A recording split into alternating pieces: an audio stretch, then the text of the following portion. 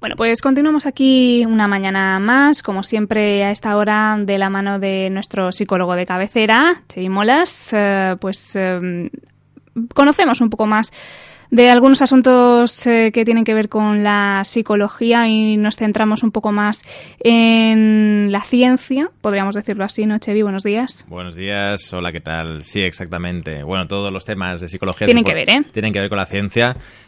Lo que pasa Pero que hoy específicamente queríamos tratar un tema que tiene mucho que ver con la neurología, ¿no? Exactamente. Cuéntanos.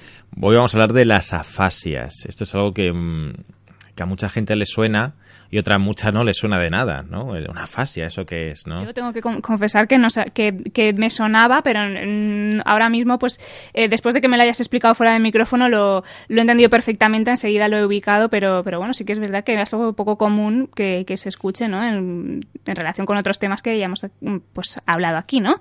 Cuéntanos un poquito de dónde vienen las afasias. Vale, pues vamos a hablar de este concepto que es tan popular en la psicología. Cualquier psicólogo le dices afasia y enseguida se le vienen dos tipos de afasias a la mente, que son las que más voy a desarrollar. Una afasia es un trastorno del lenguaje que se adquiere a través de una lesión cerebral, ¿vale? Entonces, ese tipo de lesiones dificultan, como he dicho, el lenguaje, tanto el hablarlo como el comprenderlo, como el repetir palabras, el escribir, el leer, la fluidez verbal, que es, ¿no?, la fluidez con la que hablamos. Depende del tipo de afasia, depende del tipo de lesión, puede estar más perjudicado un aspecto u otro. No todas las afasias son iguales. Entonces, este tipo de lesiones pueden ocurrir por diferentes causas, ¿no? Entre las más frecuentes están los accidentes cerebrovasculares, como puede ser un derrame cerebral. Después también tenemos los trastornos, los traumatismos cráneoencefálicos. Puedes tener un accidente de coche, por ejemplo, puedes darte un golpe, entonces eso te puede afectar a una región de alguna zona cerebral. Claro, me comentabas, Xevi, que la zona cerebral que controla el habla y bueno, todo esto de estas características que estamos hablando es la zona izquierda, ¿no? En teoría tendría que ser un traumatismo cráneoencefálico precisamente que afecte a esa zona del cráneo, ¿no? Por decirlo así. Exactamente, en el hemisferio izquierdo del cerebro. Entonces ahora veremos que dependiendo la zona en la que se produzca esta lesión, se puede tener una afasia u otra. Vamos a hablar ahora, después, voy a decirte unas cuantas causas más y abordaremos las afasias que por alguna razón a los estudiantes son las que más se le quedan, entonces son como un poco las más populares, ¿no? De todas maneras tampoco tenemos tiempo de desarrollarlas todas y voy a desarrollar dos para que la gente al menos sepa un poquito de qué va, que son la afasia de Broca y la afasia de Wernicke. Entonces otra de las razones son procesos tumorales. Si alguien tiene un tumor en el cerebro, por ejemplo, en la zona del área de Broca, ahora veremos un poco esto, ¿no? Pues le puede afectar al habla, ¿no? Es decir, si tienes una zona una zona del cerebro que está presionada por un tumor, pues la zona de ese cerebro que se encarga de una función determinada se va a ver alterada. Si tú tienes un tumor en la zona motora, por ejemplo, pues a lo mejor tienes problemas motores. Claro. Si lo tienes en la zona del habla, pues vas a tener problemas a la hora de hablar. Después también están los procesos infecciosos. Y después también podemos encontrar las enfermedades neurodegenerativas, que esto poco a poco pues nos va afectando al cerebro. Y si coincide con que sea con esa área o es a nivel general, pues entonces se verá también afectado, ¿no? Aquí hay algo muy curioso en las afasias, o al menos en algunas afasias, que se da un concepto que es la anosognosia. ¿Esto qué significa? Que el paciente o la persona que lo tiene no es consciente de que lo tiene. Vaya, un problema, ¿no? También para poder afrontarlo. Claro. Y bueno, a ver, claro, dependiendo un poco de la causa, se podrá afrontar de una manera o de otra. ¿Y por qué pasa esa disonancia, ¿no? De no saber que se tiene este problema en el habla, causado por lo que hemos contado un poco antes. Bueno, a ver, yo te voy a poner de ejemplo una paciente que tuve. Bueno, cuando yo estaba haciendo prácticas, ¿no?, en una residencia de mayores, había una mujer ya que tenía una cierta edad, no era tan mayor, pero no la podían diagnosticar muy bien porque era muy difícil de abordar. Uh-huh. Desde mi punto de vista, yo creo que tenía una afasia global, uh-huh. Es decir, no entendía nada de lo que le decías y no se le entendía nada de lo que decía. Hablaba mucho, tenía una fluidez muy, muy grande, es decir, tú la oías hablar, pero nada tenía sentido. Uh-huh. Utilizaba neologismos, es decir, se inventaba las palabras. Uh-huh. Pero bueno, encadenaba frases, es decir, aunque se inventase, digamos, el diálogo, para ella en su cabeza tenía sentido. Claro, ¿no? Para ella tenía todo el sentido del mundo. De hecho, ella se reía mucho. Tú la veías y era una mujer súper feliz. Y dices, uh-huh. Pero bueno, es que no te... O sea, tú le dices, le ponías delante, por ejemplo, un peine rojo y un peine azul y le dices, ¿cuál es el rojo? Y no te lo sabía decir, no uh-huh. te comprendía. Uh-huh. Y ni comprendía ni tú la entendías. Claro. Y yo creo que eso también estaba mezclado un poquito con... También podía tener algo de Alzheimer. No, uh-huh. Es que no la supieron claro. diagnosticar muy bien porque es que no había forma de abordarla. Claro, es muy difícil. Además, el hecho de no poder comunicarse pues de una forma normal, ¿no? Ni darse a entender, ni tampoco entender a los demás, hace completamente complicado, ¿no? El hecho de poder llegar a un punto en el que se sepa qué es lo que le pasa a esta mujer. Claro, ¿no? Claro. Era casi imposible. Eso sí, tú a lo mejor alargabas los brazos hacia ella y te daba un abrazo. Uh-huh. Ese tipo de, más o menos, de órdenes, por decirlo de esta forma, sí las entendía, pero tenías que ser muy, muy concreto y muy físico, ¿no? Uh-huh. Si tú te quedabas quieto y le decías, dame la mano, no, que va. Dame un abrazo. No. Tenías que alargar los brazos hacia ella y darle tú el abrazo para que ella te lo correspondiera. Uh-huh. Porque es que no había forma de o sea, ni por escrito, ni leído, nada. Claro. Era completamente inaccesible. Y tú dices, bueno, ¿y una persona sí puede ser feliz? Pues la mujer, al menos aparentemente, era muy feliz. ¿Por qué no tienen conciencia de esa enfermedad? Pues es complejo de explicar, ¿no? A veces no te das cuenta por el tipo de trastorno, no te das cuenta a ti mismo, ¿no? Porque tú crees que estás hablando con coherencia. Claro. Tú crees que a lo mejor entiendes lo que te dicen. Entonces es más difícil... acceder, ¿no? Que tú te des cuenta, si tú crees que todo está bien, claro. Es más difícil acceder. En ese caso, esta circunstancia que nos comentabas de no ser conscientes de que, bueno, pues pasa eso, jugaba en favor de esta mujer, ¿no? Porque al final, y en su felicidad, ¿no? Lo que comentábamos un poco, a lo mejor el hecho de que no, porque yo creo que debe ser muy frustrante, ¿no? Saber que no te puedes comunicar, saber que no te entienden, uh-huh. y vivir con ello, ¿no? Sí.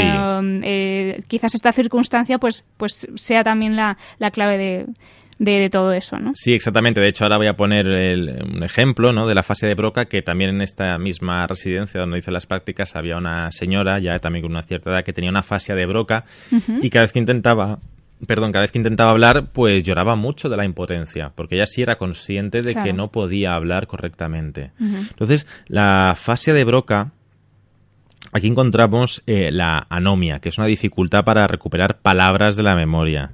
Es decir, es gente uh-huh. que intenta decirte algo y le cuesta muchísimo decirte cualquier palabra, ¿no? Depende del grado, de la gravedad. Hay gente que le cuesta más, hay gente que le cuesta menos. Se podría confundir, Chevi, en todo caso, con algún tipo de Alzheimer también, ¿no? ¿O no? A gente sí, que no es experta, ¿no? Que lo ve y dice, bueno, ¿qué le está pasando, no? Sí, gente que no es tan experta puede pensar que puede tener cualquier otra cosa, ¿no? Incluso un poco de Alzheimer, que se olvida de las cosas. Sin embargo, no tiene... para nada, no para nada, ¿no? Al contrario, es uh-huh. que tú quieres decir, no lo sé, tráeme la medicación y es que no te salen las palabras. Uh-huh. Entonces... Por ejemplo, estas personas tienen mucha dificultad en encontrar las palabras. A la hora de articular frases les cuesta muchísimo. Suelen tener un lenguaje muy, muy telegráfico, ¿no? Uh-huh. Trae medicación. No tráeme el medicamento que me tengo que tomar. No. Trae medicación y punto, porque es que les cuesta muchísimo, ¿no? Entonces van casi a lo concreto, ¿no? A lo concreto, uh-huh. Sí. Después, será una prosodia, que es una habla monótona. La escritura también la tienen afectada. Uh-huh. Como he dicho antes, tiene una habla muy telegráfica porque es que no pueden articular una frase entera o les cuesta muchísimo, ¿no? Porque además se llenan de impotencia. A esta mujer le pasaba que intentaba hablar y no le salían. Es como decir, ¿pero por qué no me salen las palabras, no? Es como si quieres mover una pierna y no puedes moverla. ¿Por qué no puedo moverla, no? Entonces le creaba muchísima impotencia porque esa mujer sabía que lo tenía ahí. Sabía que algo había, ¿no? Que la palabra la estaba por ahí rondando, pero no la encontraba, no le salía. Uh-huh. Entonces también puede haber una alteración motora, porque de alguna forma la motora es los movimientos, ¿no? Se da una hemiparesia muchas veces, que es una parálisis de la mitad del cuerpo, porque las zonas de la lesión, que ahora diré cuáles son, ¿no? Pues también pueden englobar, si es muy extensa, a la zona motora del cerebro, ¿no? Claro, que en este caso, si es la izquierda, sería la derecha, ¿no? Sí. Entonces, las zonas de la lesión, hay una área que se llama área 44 de Brodmann. Que ahora no vamos tampoco a definir de qué se encarga cada cosa, porque es un poco complejo, pero hay 4 zonas sobre todo afectadas, ¿no? Que es el área 44 de Brodmann, que cuando se da aquí, la afasia se dice afasia de área de Broca. Pero después, la afasia de Broca en general también tiene que tener afectada la zona circundante a esta área 44 de Brodmann, que es la ínsula anterior, la circunvolución precentral y la región opercular, que estos nombres sonarán a chino para los que no conozcan, pero todos los tenemos en el cerebro. Vale. Así que vamos zonas determinadas. Sí, ¿no? del lóbulo izquierdo, ¿no? Digamos, si te pones la mano en el centro de la cabeza, en la parte izquierda, échala un pelín hacia adelante, ¿vale? Y la parte un poco delantera de la cabeza, de la mitad hacia adelante, pues por ahí. Como por encima de la oreja, un poco más hacia adelante. Sí, exactamente. ¿No? Lo digo para que la gente más o menos se ubique, ¿no? Así un poco de forma coloquial. Sí. Por encima de la oreja, un poquito más adelante, ¿no? Por ahí está cuando te lesionas esa parte, pues posiblemente lo que tengas es una afasia de Broca. Después, el último ejemplo que voy a poner, ¿vale? También, porque tampoco es que hay tantas afasias que nos haríamos aquí un lío. Entonces, estas dos, las que voy a decir, son las que a la gente más se le quedan. Sobre todo a los estudiantes, ¿no? Por eso, como son las más típicas que todo el mundo comenta, pues son las que he traído aquí. Que es la afasia de Wernicke. Con W se escribe Wernicke, pero se pronuncia Wernicke, ¿no? Esta, digamos, vamos a imaginarnos sobre la oreja, pero un poquito más, sí, por ahí, un poquito más para atrás, por ahí, ¿no? Que es la parte posterior del giro superior del lóbulo temporal izquierdo. Estos nombres me encantan. Porque dices, madre mía, todo eso tengo yo en la cabeza. Sí. Y lo tenemos todos, ¿eh? Y lo tenemos todos, ¿no? La gente se queda un poco... Es cuando uno empieza a estudiar anatomía del cerebro, dices, tantos nombres hay ahí arriba, tantos y más. Y más. Yo animo a la gente a que estudie el cerebro porque es súper interesante, muy desesperante con todos los nombres que hay, pero es muy interesante. Una vez que ya los manejas, yo cuando estudiaba los manejaba todos, ahora ya es verdad que tengo que hacer un ejercicio de recordar, ¿no? De recordar. Después, por ejemplo, esta afasia es muy curiosa porque en la afasia de Broca la gente tenía dificultad para hablar. No hablaba con fluidez. En la afasia de Wernicke sí hablan con mucha fluidez, pero pueden decir palabras inconexas. No te enteras bien de lo que están diciendo. Es muy... Hay un vídeo famoso en YouTube, no sé cómo se llama, pero sale un chico hablando, creo que es canario. ¿Sí? Que de hecho han hecho muchas bromas sobre él. Y no me sentó muy bien porque la gente pensaba que el chico era un poco, entre comillas, rarito, ¿no? Pero en realidad lo que posiblemente tenga sea algún tipo de alteración en el habla, ¿no? Y que hagan bromas de algo así, pues a mí no me hace mucha gracia, ¿no? Entonces posiblemente corría por ahí, que si era autista, que si no, pero posiblemente tenga algún tipo de afasia, quizá de Wernicke, porque él tenía mucha fluidez hablaba, sí, todo lo que le preguntabas hablaba, pero te enterabas de poco o decía cosas incoherentes, ¿no? De ahí, bueno, también hay mucho desconocimiento sobre lo que es el autismo, ¿no? En este caso también sería otro tema a tratar, largo y extenso, porque es verdad que hay muchos mitos y además, pues, pues eso, un tema de desconocimiento, pero muchas veces se hace bastante mal el tema de la comunicación en ese sentido y de tratar con las personas que sufren autismo, que dependiendo un poco del grado es bastante complicado, ¿no? Claro. También entenderse. Sí. Entonces, en la fase de Wernicke, por ejemplo, hay un déficit también de la comprensión auditiva y lectora. Es decir, leer, pues, como que no... Es más difícil y cuando les hablas, pues, te entienden regular. También siempre recalco dependiendo de la gravedad, ¿no? Está claro que además que cada caso debe ser muy particular. Es muy particular. Entonces también no son capaces de repetir frases o palabras, les cuesta muchísimo en el caso de que sea posible. Tampoco recuerdan palabras. Los neologismos, como he dicho antes también, esto ocurre pues que se inventan palabras ellos, ¿no? Para ellos tiene todo el sentido del mundo la palabra, pero tú la oyes y y no sabes lo que representa, lo que representa, ¿no? Pero para ellos tiene todo el sentido. De hecho, yo tenía la mujer que os he dicho antes, sí. Por protección de datos no puedo decir el nombre ni nada, pero no, claro. la palabra que repetía mucho era conera. Nadie en toda la residencia sabía lo que era conera. Y todas las frases que decía acababa casi todas con conera. No sé qué es la conera, no sé qué es la conera. Y la conocían como la conera. Pero nadie ha sabido lo que es la conera. Me recuerda, Cheve, un poco a cuando un niño pequeño está empezando a hablar y se empeña en que eso es esa palabra, y hasta que los padres por el contexto adivinan que eso es la representación de lo que él quiere decir, ¿no? Exactamente. Pero claro, en este caso era bastante difícil. En este caso es muy complicado. Yo tenía objetos delante mía, le decía, esto es conera, esto, claro, pero ni te entendía. Es que a lo mejor era una palabra figurada. Es que igual era así. Cualquier cosa, ¿no? O igual era un objeto que tenía en su casa que ya le ha cambiado el nombre completamente, claro. Y dices que es una conera. Lo primero que te viene es conejo, una conejera, claro. O algo así, pero es que no tenía nada que ver. No tenía nada que ver. Bueno. Y después también está para las parafasias semánticas, ¿vale? Esto es que sustituyen una palabra por otra similar, que eso también les pasa a la fase de Wernicke. Y bueno, quiero también mandar desde aquí un mensaje de optimismo, porque es verdad que esto es muy dramático. Claro, también me venía un poco a la mente precisamente eso, ¿no?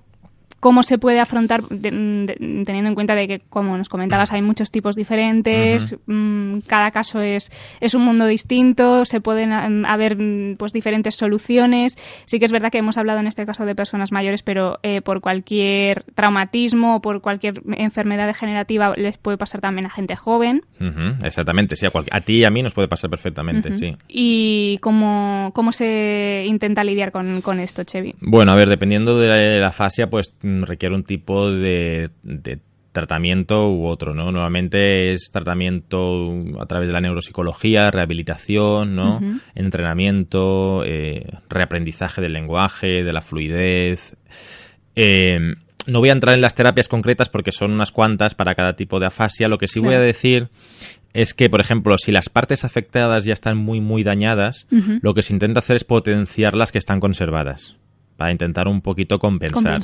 Claro, porque hay partes que si ves que por ejemplo, la fluidez está más o menos bien, pues intentas tirar por ahí. O si ves que más o menos la repetición de palabras o el decir frases le va bien, pero le es imposible leer, que dices ya no hay forma de que lea, pues dices, bueno, pues intento que repita palabras, que hable con mayor fluidez. Además, así también se trabaja un poco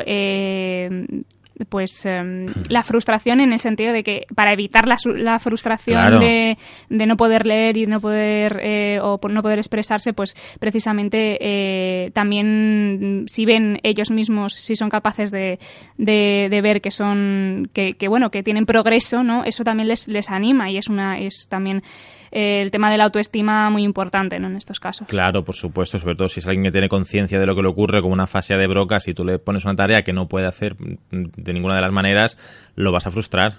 Y se te va a venir abajo y a decir, es que no soy capaz de hacer nada, ¿no? Entonces vale más que cojas un área que veas que más o menos se le mantiene bien y tires de ahí y potencies esa área. Y si después en un futuro quieres intentar, por ejemplo, venga, pues vamos a intentar escribir.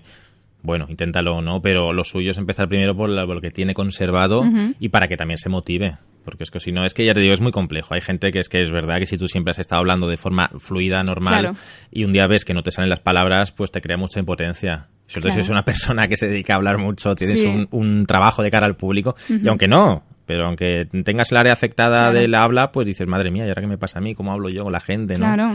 Y bueno, que es verdad que afecta un poco a lo mejor más a la gente que es más, digamos, sociable, que le gusta hablar, y la gente tímida a lo mejor pues no le afecta tanto, ¿no? Pero le afecta, yo creo que de todas formas. Le afecta, por supuesto, le afecta, claro, sí, claro que le afecta. Lo que pasa es que si te ganas la vida hablando, por ejemplo, no es lo mismo que alguien que esté todo el día metido en una cueva, por decirlo así, ¿no? Hablábamos antes fuera de micrófono precisamente el caso de una persona pública, que es Josep Lobato, que era, ha sido locutor de radio y también presentador de televisión durante muchos años, es bastante joven y precisamente pues debido a una enfermedad degenerativa pues ha tenido que volver a empezar de nuevo, a intentar escribir, también a volver a hablar y bueno, últimamente pues se le ha visto en algún que otro medio de comunicación, en algún programa asistiendo, porque es verdad que bueno, pero eso también nos tiene que servir y su caso para como ejemplo de superación también, porque a pesar de que bueno, que tenga las cosas difíciles, pues con esfuerzo y con optimismo, porque él también es una persona que bueno, que es así, ¿no? Que es muy muy optimista y que lucha por lo que quiere, pues también se puede tomar como un ejemplo a seguir en estos casos, ¿no? Sí, por supuesto. Lo que hay que hacer es animarse, tirar hacia adelante, decir, bueno, tengo esto, pues vamos a intentar vivir lo mejor posible, ¿no? Porque si siempre estás protestando, llorando de lo que te ha pasado, es la peor forma que tienes para afrontar un problema, ¿no? Sea el que sea, ¿eh? Sea el que sea, sea el que sea. Hay gente que se queda sin poder caminar y tú los ves que son los más felices del mundo. Hay gente que tiene cualquier tipo de problema que dices, madre mía, si me pasara eso yo me muero. Pero después los ves súper felices, ¿no? Entonces también depende mucho de la actitud con la que te tomes la vida. Entonces a esta gente que le ocurre este tipo de afasias, pues que se lo tome de la mejor forma posible, que la familia también tenga mucha paciencia, que es muy importante, claro, y que los apoyen porque, bueno, dentro de todo, pues una vida más o menos medio normal pueden llevar, ¿no? Entonces, pues que tengan muchísimo ánimo, mucha fuerza, mucha energía y que sigan hacia adelante, ¿no? Que no renuncien a nada o al menos que no intenten renunciar a cosas que sí pueden hacer. Claro. Está claro. Que potencien lo que tienen. Muy bien, pues con ese mensaje, Chevi, nos despedimos. Muchísimas gracias y bueno, nos vemos la semana que viene con más conocimiento sobre psicología y bueno, pues aprendiendo día a día contigo. Gracias. Perfecto, gracias a vosotros. Buenos días. Hasta luego. Adiós.